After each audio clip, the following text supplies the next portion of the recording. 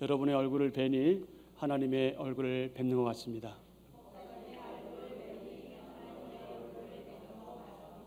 주인이라고 한번 인사하실까요? 당신의 얼굴을 뵈니 하나님의 얼굴을 뵙는 것 같습니다. 정민혜 주사님의 얼굴을 뵈니 하나님의 얼굴을 뵙는 것 같습니다. 우리 주님께서 내려주시는 참된 샬롬, 참된 평안이 언제나 여러분에게 있기를 축복합니다. 오늘도 한빛전원교회 지들이 한 해를 사는 법, 이 제목으로 말씀을 전하려고 합니다. 요한복음 3장 5절 말씀에서 물은 회개의 외적인 표시인 세례의식을 가리킨다. 또 성령님은 사람을 거듭나게, 즉 중생하게 만드는 내적인 성령님의 역사를 가리킨다. 이렇게 지난 시간에 말씀드렸습니다. 이것이 바로 물과 성령으로 태어난다는 것의 의미이지요. 그리고 이는 무엇과 관련된다? 성령 세례와 관련된다. 이와 관련해서 세례 요한은 이렇게 증언했습니다. 마가복음 1장 8절입니다. 나는 너희에게 물로 세례를 베풀었거니와 그는 너희에게 성령으로 세례를 베푸시리라. 아멘. 세례 요한은 물로 세례를 베풀었지만 메시아 그리스도 예수님은 성령으로 세례를 베푸시리라. 일반적으로 침례, 혹시 여러분 가운데 침례 받으신 분 계신가요? 계시군요. 저는 개인적으로 세례보다 침례가 좋다고 생각하는 사람 중에 하나입니다. 왜냐하면 이 침례는 그냥 물속에 확 잠기잖아요. 그래서 그것이 의미하는 바가 뭐냐면 이제 죽었다가 살아난 거거든요. 근데 우리 개혁주의 일반적으로 그냥 세례 받을 때 여기다가 물 살짝 뿌리고 말잖아요. 약간 감흥이 없기도 한데 어쨌든 뭐 침례든 뭐 세례든 무엇이 됐던 이것은 이런 약식으로 그렇게 세례를 베풀죠. 그런데 성령님으로 세례를 베푸실 거라는 말씀은 바로 성령님으로 정결케 한다, 거룩하게 한다, 그런 의미입니다. 그러므로 그러기에 성령 세례를 받은 하나님의 사람은 이 성령님의 역사로 인해서 새로운 신분으로 신분 상승을 경험하게 되어 자신 안에 내주하시는, 자신 안에 거하시는 그분으로 말미암아 거룩한 사람, 즉 성화의 삶을 살아갈 수 있는 그런 힘을 공급받게 된다. 그런데 이 성령 세례와 관련해서 지난 19세기부터 20세기 중엽을 지나면서 이 주요 교단들 사이에서 이 은사 운동이 널리 퍼져서 지금까지 확산되고 있습니다. 이 은사 운동의 장점도 있고 단점도 있지만 우리는 이에 대해서 좀 주의를 기울이고 잘 분별할 필요가 있습니다. 바른 지식이 필요하고요, 바른 이해가 필요합니다. 여러분, 보이는 게 전부가 아니다. 항상 우리는 일부분 단면만 보고 있는 거죠. 그래서 우리가 TV를 시청할 때, 특히 뉴스를 볼 때 항상 생각하셔야 됩니다. 그것은 일방적으로 그 TV에서 목적하는 바만 보여주는 것이지 그것은 아주 일부의 제한된 내용을 보여주는 거거든요. 근데 우리는 우리들 자신도 모르게 계속 보다 보니까 그것이 전부인 걸로 그렇게 알고 심지어 믿게 되죠. 보이는 게 전부가 아니다. 잘 분별해야 된다. 잘 알아야 된다. 잘 이해해야 한다. 저와 여러분이 속해 있는 우리 한빛전원교회는 신학적으로 개혁주의에 속해 있고요, 정치적으로 장로교회에 소속되어 있습니다. 그런 우리의 관점에서 볼 때, 우리가 믿고 이해하는 이 성경적인 관점에서 볼 때 이 은사운동의 뿌리는 흔히 말하는 오순절주의, 그리고 그들이 특별히 주장하는 이 성령 세례에 관한 가르침과 교리에서 발견됩니다. 이 본래 오순절 신학 안에서 성령 세례와 방언 현상은 독특한 그 성화의 교리, 소위 말하는 그 두 번째 축복으로 알려진 그 완전주의와 밀접하게 관련되어 있습니다. 이 완전주의가 뭐냐? 완전주의는 하나님의 은혜로 인간의 영혼은 현세에서 죄로부터 완전히 자유롭게 될 수 있다 하는 그런 관점입니다. 듣기에 따라서는 너무 괜찮은 말씀 같지만 사실은 그렇지 않습니다. 왜 그렇습니까? 우리는 하나님의 은혜를 받는 건 당연하지만, 하나님의 은혜로 우리가 변화되는 건 당연하지만, 우리가 이 세상을 살면서 죄로부터 완전히 자유롭게 될 수는 없기 때문에 그렇습니다. 세월이 흐르면서 은사주의자들은 각자마다 형태나 그 정도를 약간씩 달리한 완전주의를 주장했습니다. 그리고 이런 오순절 교리는 점차 교파의 경계선을 넘어서 거의 모든 교파와 교단에 영향을 미쳐 왔습니다. 그 결과 성령 세례에 관한 신학과 또 역사적인 기독교를 하나로 통합하려는 그런 시도가 있었고, 이것을 이른바 신오순절 신학이라고 말합니다. 옛 오순절주의 그리고 새로운 오순절주의의 이 중요한 차이가 있는데, 그것은 성령 세례를 어떻게 보느냐, 성령 세례에 대한 이해를 어떻게 가지고 있느냐 하는 것에 있습니다. 새로운 오순절주의, 신오순절주의자들은 성령 세례를 신자들에게 은사와 능력을 부어주어서 사역을 하게 하는 성령님의 활동으로 그렇게 간주하는데, 신오순절주의자들 사이에서도 다양한 의견들이 있습니다. 그들 중에는 여전히 이 신비한 방언을 이 성령 세례 받은 사람의 확실한 증거로 그렇게 간주하기도 합니다. 그래서 방언을 하지 못한다, 방언하지 못해? 그러면 그 성령 세례 받은 거 아니야, 뭐 이런 주장을 하게 되는 거죠. 이것은 교만하고 매우 위험한 주장입니다. 심한 경우에 이렇게 말하는 분도 있었어요. 방언을 하지 못하면 그건 목사도 아니다. 뭐 이것도 괜찮아요? 방언하지 못하면 그건 구원받은 게 아니다. 이렇게 말한 분도 있었습니다. 하지만 이런 왜곡된 주장은요, 여러분, 해서도 안 되고 해서는 안 될 일입니다. 아무리 방언이 중요하고 방언이 귀하다 할지라도 여러분, 방언은 성령님께서 허락하시는 다양한 은사 가운데 하나일 뿐이기 때문에 그렇습니다. 그래서 이런 잘못된 주장 때문에 이 많은 개혁주의 신학자들이나 많은 성도들이 이 성경적인 바른 방언의 의미까지도 매우 부정적으로 보게 되는 그런 안타까운 일이 벌어지기도 했습니다. 여러분 가운데 혹시 방언의 은사 받은 분 계십니까? 있을 줄 압니다. 그렇다면 여러분, 겸손하게 사용하십시오. 방언을 겸손하게 사용하십시오. 그것을 하나님과 개인적으로 그 깊은 교제를 가지는 일에 사용하십시오. 그리고 교회 지체들의 유익을 위해서 그렇게 활용하십시오. 내가 방언을 한다는 그 하나 때문에 영적 우월감에 빠져서는 안 됩니다. 거기에 사로잡히게 되면 여러분 10중 8구 교만하게 됩니다. 매우 조심해야 합니다. 위에서 주장한 내용과는 달리 또 다른 사람들은 성령 세례를 받았을 때 방언을 할 수도 있고 하지 않을 수도 있다, 이렇게 말합니다. 신오순절주의자들은 회심하고 그리스도를 구주로 영접한 이후에 성령 세례를 받는다 하는 것에는 동의합니다. 그러면서도 신자이면서 아직 성령 세례 받지 못한 경우도 있다, 이렇게 말하죠. 하지만 여러분, 신자이면서 성령 세례 받지 못했다, 이 공식은 통하지 않습니다.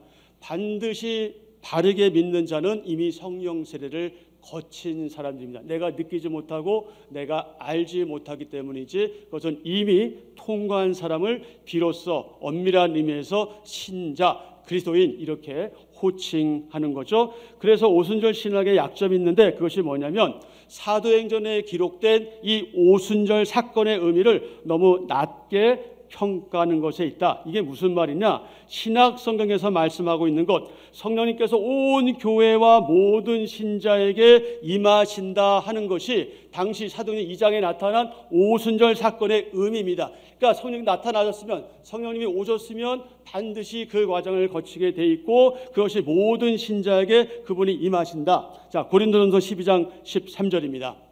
우리가 유대인이나 헬라인이나 종이나 자유인이나 다 한 성령으로 세례를 받아 한 몸이 되었고 또 다 한 성령을 마시게 하셨느니라. 아멘. 아멘. 자, 그러면 여러분, 성령 세례와 달리 성령 충만은 무엇입니까?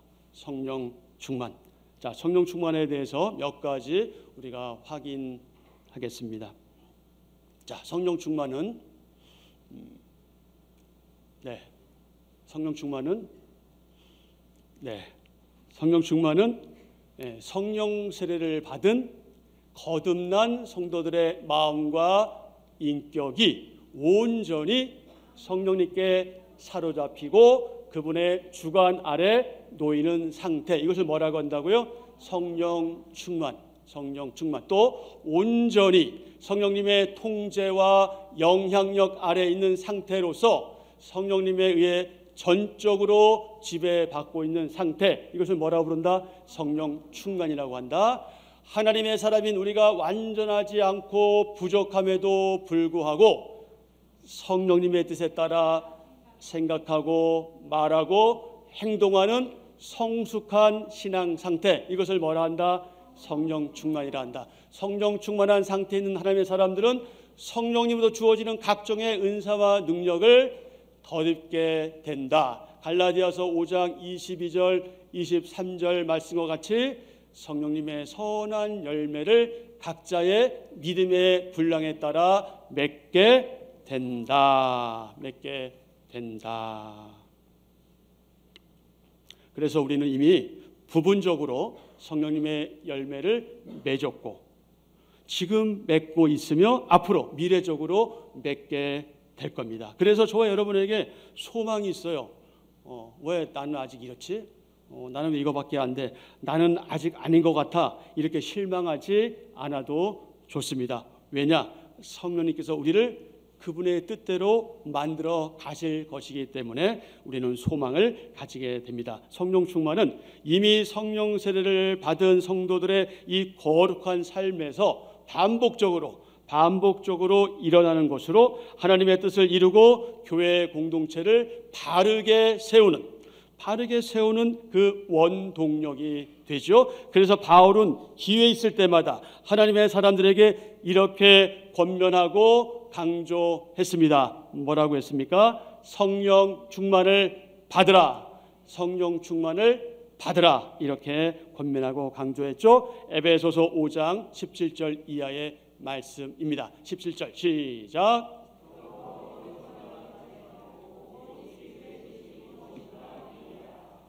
술 취하지 말라.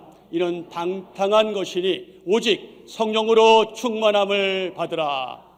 시와 찬송과 신령한 노래들로 서로 화답하며 너의 마음으로 주께 노래하며 찬송하며 범사에 우리 주 예수 그리스도의 이름으로 항상 아버지 하나님께 감사하며 그리스도를 경외함으로 피차 복종하라.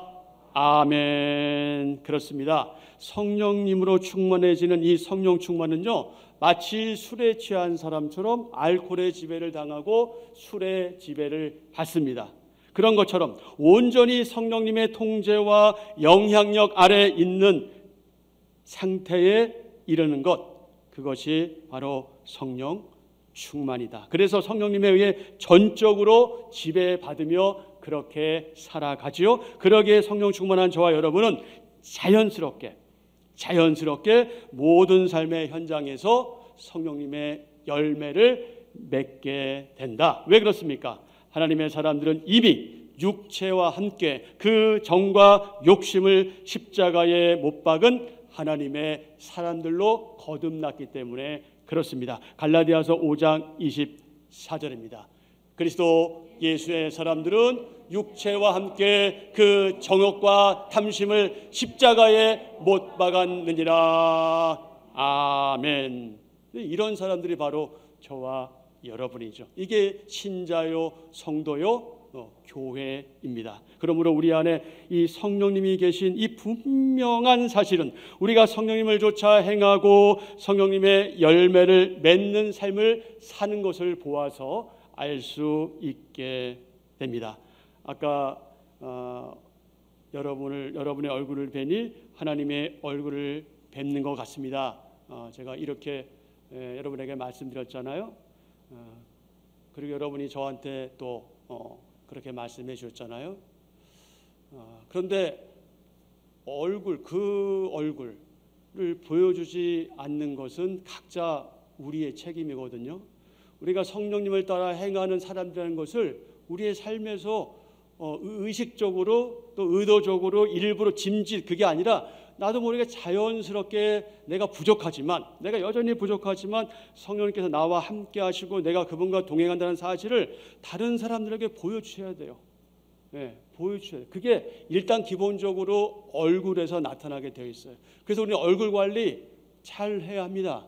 이것은 뭐 비싼 데 가서 얼굴 어떻게 하라는 그런 얘기가 아니라 자연스럽게 이 우리 안에 계신 성령님이 우리 하여금 그렇게 하나님의 자녀로 존재하게 하시니 우리의 삶에서 그 기쁨이 자연스럽게 얼굴로 나타나고 우리의 표현과 표정으로 우리의 언어로 우리의 행동으로 그렇게 나타나야 하는 거죠. 바울은 에베소서 5장 18절에서 이렇게 강조했죠. 뭐 취하지 마라? 술 취하지 마라.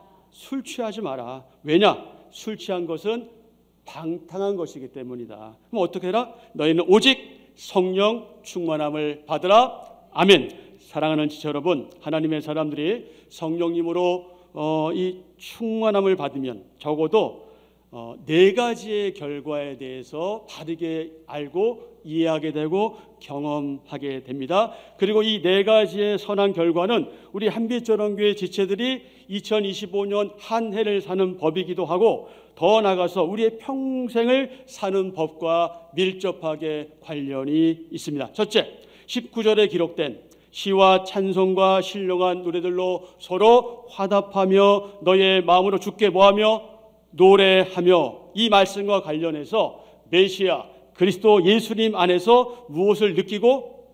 기쁨을 느끼고 실제로 기뻐하는 것, 그것은 확실히 성령 충만함을 받은 증거로 볼 수 있다. 그래서 여러분, 바울이 이렇게 강조했죠. 빌립보서 4장 4절, 주 안에서 항상 기뻐하라. 내가 다시 말하노니 기뻐하라. 항상 기뻐해라. 내가 다시 말하노니 항상 기뻐하라. 내가 다시 말한다. 그러면서 데살로니가전서 5장 6절에서는 또 뭐라고 강조합니까? 역시 항상 기뻐하라. 항상 기뻐하라. 저와 여러분, 우리는 항상 기뻐하는 삶을 살고 있습니까? 둘째, 20절 말씀에서 알 수 있는 것처럼 모든 일에 우리 주 예수 그리스도의 이름으로 항상 아버지 하나님께 뭐하는 것은? 감사하는 것. 그 감사하는 삶은 이미 성령 충만을 받은 것에 대한 하나의 표시다. 그렇습니다. 저와 여러분의 아버지신 하나님께서는 원망, 불평, 불만, 교만, 자기연민, 낙심, 염려, 침울, 비관, 원한 등 이런 것들을 극복하게 하시고 그렇게 이길 수 있도록 그분의 사람들에게 성령 충만을 허락하시며 범사에 모든 일에 매사에 뭐하게 하신다? 감사하게 하신다. 그래서 바울은 이렇게 강조했죠. 데살로니가전서 5장 18절 나오셔야지. 딱 나와야지. 범사에 감사하라. 범사에 감사하라. 모든 일에 감사하라. 슬플 때나 기쁠 때나, 몸이 병이 들었을 때나 건강할 때나, 상황이 좋을 때나 그렇지 않을 때나 뭐하라? 감사하라. 감사하라. 모든 일에 감사하라. 저와 여러분, 우리는 모든 일에 감사하는 삶을 살고 있습니까? 세 번째, 성령 충만하면 신령한 노래와 또 범사에 감사하는 것 위에 어떤 삶을 살게 되냐? 순종하는, 그리고 복종하는 것이 더해지는 생활을 한다. 근데 이때 순종하고 복종하는 것은 그 앞에 수식어가 붙죠? 뭐가 붙습니까? 피차, 서로 복종하게 되는 생활을 한다. 21절에서 뭐라고 강조하고 있습니까? 그리스도를 경외함으로 피차 어떻게 하라? 복종하라. 복종하라. 뭐라고요? 뭐 하라고요? 그리스도를 경외함으로 서로 복종하라. 복종하라. 서로 복종하라. 저와 여러분, 우리는 예수님을 경외하면서 우리 지체들 서로 간에 복종하는 삶을 살고 있는지, 살고 있으리라 믿습니다. 여러분에게 있어서 여러분 앞에, 옆에, 뒤에, 주위에 있는 그 지체들은 누구입니까? 여러분에게 누구입니까? 그분들은 여러분에게 누구입니까? 여러분, 우리 가운데 더 잘난 사람 없고 못난 사람 없습니다. 더 우월한 사람도 없고 더 열등한 사람도 없습니다. 여러분과 저와 여러분, 우리는 서로 사랑하는 가운데 서로 복종해야 하는 그런 지체요 한 몸입니다. 그러기에 성령 충만한 하나님의 사람에게 나타나는 특징 한 가지, 그게 뭐냐? 사랑인데 이때 어떤 사랑이냐? 겸손한 사랑이다. 겸손한 사랑. 그래서 저나 여러분에게 이런 겸손한 사랑이 우리 가운데 드러나면 우리는 성령 충만한 상태에 있다 하는 것을 확인하게 되는 거죠. 마지막 한 가지, 성령 충만하면 하나님의 그 말씀을 어떻게 하게 돼요? 담대하게 증거합니다. 담대하게 하나님 말씀을 증거하게 되지요. 사도행전 4장 31절, 빌기를 다하매 모인 곳이 진동하더니 우리가 다 성령이 충만하여, 그 다음에 담대히 하나님의 말씀을 전하니라. 아멘. 아멘. 빌기를 다하며 기도하기를 다하며 모인 곳이 진동하더니 우리가 다 성령이 충만하여 담대히 하나님의 말씀을 전하니라. 아멘. 그렇습니다. 우리 안에 내주하시는 성령님께서 저와 여러분의 심령 속에 이 기쁨을 넘치게 하시고 항상 찬양하는 삶을 살게 하시며 감사하게 하시고 서로 순종하고 복종하게 하시는데, 바로 그럴 때 하나님의 그 말씀과 복음을 담대하게 증거하지 않을 성도가 어디에 있겠습니까? 그러니 저와 여러분, 우리는 성령님을 믿고 그분을 찾고 그분과 동행하면서 늘 그분으로 충만한 삶을 살아내야 한다. 바로 이런 복되고 거룩한 삶이 우리 한빛 전원교회 지체들이 한 해를 살아가는 법이다. 그 법이 우리에게 주어져 있습니다. 사랑하는 지체 여러분, 이 성령 세례와 성령 충만은 약간의 온도 차이가 있습니다. 약간 서로 구별된다는 말씀이죠. 자, 성령 세례는 뭐라고요? 성도들의 생에 있어서 단회적이라는 게 오직 한 번이라는 얘기예요. 한 번 일어나는 중생, 거듭남의 사건과 연결지어 이해할 수 있습니다. 요한복음 3장 1절부터 5절에서 보면 예수님께서 니고데모와의 대화가 있잖아요. 니고데모의 대화 속에서 그때 니고데모에게 설명해 주죠. 뭘 설명해 주세요? 거듭남, 이 중생에 대해서 말씀해 주시는데, 바로 이 성령 세례는 거듭남의 사건과 연결지어서 이해할 수 있다. 하지만 성령 충만은 어떻습니까? 성령 충만은 이미 성령 세례를 경험한 성도요 교회이며 인격적 성전인 그리스도를 따르는 신자들의 심령과 무엇이 우리의 인격이 온전히 성령님의 주관 하에 놓이고 사로잡히며 그분의 통치와 지배를 받는 상태와 관련됩니다. 그래서 성령님의 뜻을 거스르지 않고 순종하면서 생각하는 것이나 말하는 것이나 행동하는 하나하나가 인격적이고 성숙한 신앙 상태를 유지하게 된다. 그 결과 성령 충만을 받은 저와 여러분이 여전히 연약하고 부족하며 의인된 죄인임에도 불구하고 또는 어느 날 갑자기 나 자신도 모르게 또는 점진적으로 성령님의 각종 은사와 능력을 선물로 받게 된다. 여러분 가운데 이 성령님의 선물을 받은 분들이 많이 계셔요. 그런데 본인이 잘 느끼지 못하거나 깨닫지 못하는 경우도 있지요. 그리고 더 나아가서 갈라디아서 5장 22절 23절에 기록된 성령님의 열매를 맺게 됩니다. 그러므로 여러분 반드시 꼭 기억하십시오. 성령 충만은 선행적으로, 즉 먼저 성령 세례를 경험한 하나님의 사람들의 신앙생활과 삶의 구체적인 현장에서 반복적으로 일어나기에 다 같이요. 성령 충만은 하나님 아버지의 뜻을 성취하고 교회를 바르게 세우는 원동력이 된다. 아멘. 그래서 바울은 당시 에베소 교회 지체들에게 강조하고 또 권면했는데 오늘도 여전히 이 보편적인 지역교회 지체들, 특히 우리 한빛 전원교회 지체들인 저와 여러분에게 강조하고 권면한다. 무엇을 강조하고 무엇을 권면합니까? 성령 충만을 받으라. 성령 충만을 받으라. 사랑하는 지체 여러분, 언제나 늘 성령님으로 충만함을 받는 삶은 저와 여러분, 우리 한빛 전원교회 지체들이 2025년 한 해는 물론 우리의 평생, 우리의 남은 평생 동안, 그때가 언제인지 모르지만 우리가 먼저 주님께 가거나 아니면 우리가 살아있을 때 주님께서 오시거나 어떻게 됐든 그때까지 우리가 살아내야 하는 결코 변하지 않을 유일한 법이다. 우리는 이 법을 지켜가며 살아야 하는 거죠. 사랑하는 지체 여러분, 이제 마지막 질문입니다. 여러분 스스로에게 한번 대답해 보십시오. 여러분은 이미 성령 세례를 받은 거듭나고 중생한 하나님의 사람들인 줄 압니다.